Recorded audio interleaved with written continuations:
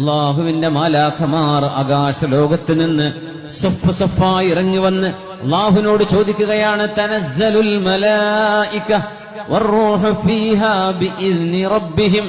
അള്ളാഹുവേ, ഭൂമിയിലെ സത്യവിശ്വാസികൾ ഉറക്കമിളച്ച് അവർക്ക് ക്ഷീണമുണ്ട്, നോമ്പിന്റെ ക്ഷീണമുണ്ട്, പകലന്തിയോളം ജോലിയെടുത്തവരാണ്. എന്നാലും നിന്റെ വിശുദ്ധ ലൈലത്തുൽ ഖദ്റിനെ പ്രതീക്ഷിച്ചുകൊണ്ട് അവർ ഉറക്കം വിളിച്ച് അവർ ഇബാദത്തിലാണ്, അവർ നന്മ പഠിക്കുകയാണ്.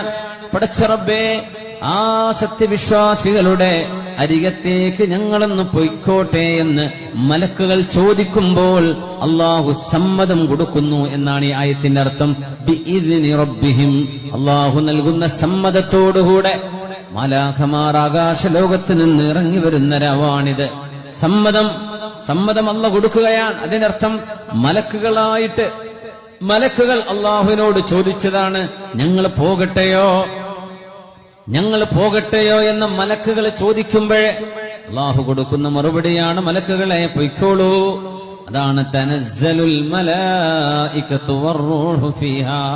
അക്കൂട്ടത്തിലുണ്ട് മാലാഖമാരുടെ നേതാവ് മഹാനായ സയ്യിദുൽ മലായിക ജിബ്രീൽ അലൈഹിസ്സലാം. ആ രാത്രി മുഴുവനും സമാധാനമാണ്. സലാമുൻ ഹിയ ഹത്താ മത്ലഇൽ ഫജ്ർ.